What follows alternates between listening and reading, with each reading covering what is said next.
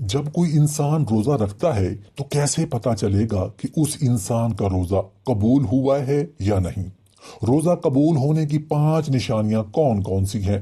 وہ 5 نشانیاں جس سے معلوم کیا جا سکتا ہے کسی انسان کا روزہ مقبول ہوا ہے یا مردود ہوا ہے۔ ذرا تصور کیجئے، ایک شخص سحری کے وقت بیدار ہوتا ہے، نیت کرتا ہے، بھوک اور پیاس کو برداشت کرتا ہے، دن بھر اپنے جذبات کو قابو میں رکھتا ہے، نیکیوں کی طرف لپکتا ہے اور افطار کے وقت خوشی سے دعا کے لیے ہاتھ اٹھا لیتا ہے۔ لیکن کیا یہ سب کچھ کافی ہے؟ کیا واقعی اللہ کے ہاں کامیاب ہوگا؟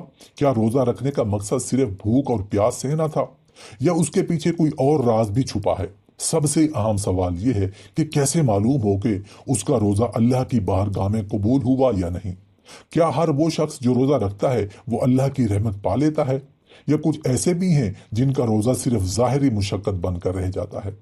یہ وہ سوالات ہیں جو ہر مخلص بندے کے ذہن میں آتے ہیں۔ انسان دنیا میں کسی بھی کام کا نتیجہ دیکھنے کا عادی ہوتا ہے۔ اگر محنت کرتا ہے تو اس کی کامیابی کا کوئی نہ کوئی نشان ضرور نظر آتا ہے، لیکن عبادات کے معاملے میں کیا ایسا ممکن ہے؟ جی ہاں، اللہ کا نظام ایسا ہے کہ وہ اپنے بندوں کو اشاروں کے ذریعے ان کی عبادات کی قبولیت یا رد ہونے کی نشانیاں دکھاتا ہے۔ روزے کے معاملے میں بھی کچھ واضح علامتیں موجود ہیں جو بتاتی ہیں کہ کسی کا روزہ قبول ہو چکا ہے یا محض ایک رسم بن کر رہ گیا ہے۔ اگر یہ نشانیاں کسی کے اندر پائی جائیں تو وہ خوشخبری کا مستحق ہے، اور اگر نہیں تو اسے فوراً اپنا محاسبہ کرنا چاہیے۔ تو وہ کون سی 5 نشانیاں ہیں جو ہمیں یہ راز بتاتی ہیں؟ آئیے ان پر گہری سے غور کرتے ہیں۔ روزہ قبول ہونے کی 5 نشانیوں میں سب سے پہلی نشانی تقوی اور گناہوں سے اجتناب میں اضافہ۔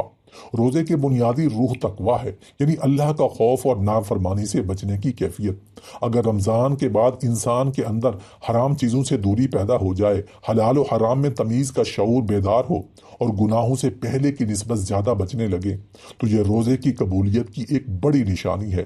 نبی کریم صلی اللہ علیہ وسلم نے فرمایا، جس نے جھوٹ بولنا اور اس پر عمل کرنا نہ چھوڑا تو اللہ کو اس کے کھانے پینے سے رکنے کی کوئی حاجت نہیں۔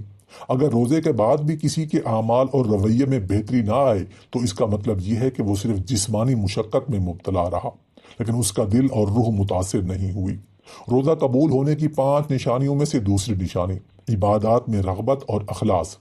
قبولیت روزہ کی ایک بڑی علامت یہ ہے کہ بندے کو عبادات میں مزید محبت ہو جائے۔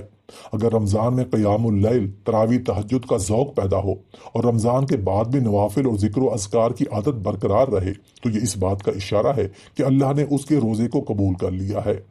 اخلاص کی پہچان یہ ہے کہ بندہ عبادت صرف اللہ کی رضا کے لیے کرے، نہ کہ دکھاوے یا عادتاً۔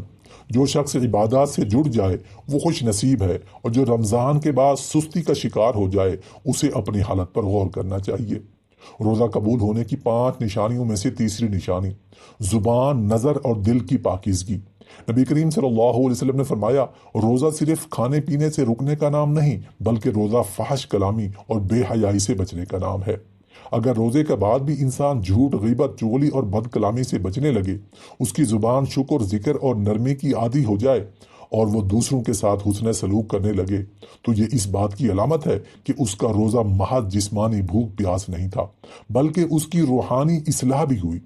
اسی طرح اگر نگاہوں میں پاکیزگی آ جائے، حرام چیزوں سے بچنے کا جذبہ بیدار ہو اور دل میں دوسروں کے لیے نفرت، حسد اور بغض کی بجائے محبت، ہمدردی اور خیر خواہی آ جائے، تو یہ ایک بڑی نشانی ہے کہ روزہ قبول ہو چکا ہے۔ روزہ قبول ہونے کی 5 نشانیوں میں سے چوتھی نشانی دعا اور اللہ سے قربت میں اضافہ۔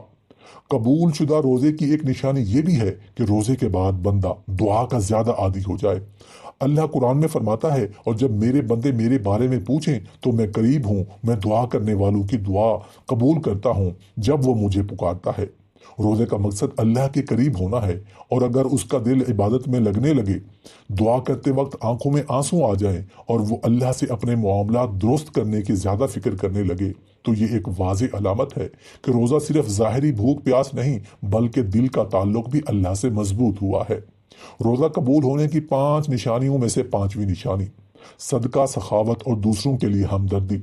نبی کریم صلی اللہ علیہ وسلم رمضان میں سب سے زیادہ سخی بن جایا کرتے تھے، یہاں تک کہ آپ کی سخاوت تیز ہوا سے بھی زیادہ تیز ہو جاتی تھی۔ روزے کا اصل مقصد بھوکوں اور ناداروں کا احساس پیدا کرنا ہے۔ اگر رمضان کے بعد بھی کسی کے اندر سخاوت، غربا اور مساکین کی مدد کرنے کی عادت برقرار رہے، دل میں غریبوں کے لیے نرم گوشہ پیدا ہو جائے اور وہ محتاجوں کی مدد کو اپنا معمول بنا لے، تو یہ اس بات کی علامت ہے کہ اس کے روزے نے اسے حقیقتاً بدل دیا ہے۔ لیکن اگر کوئی شخص روزے کے بعد بھی سخت دل رہے، دوسروں کی مشکلات پر بے حس بنا رہے اور سخاوت کا جذبہ ختم ہو جائے، تو یہ قبولیت کی علامت نہیں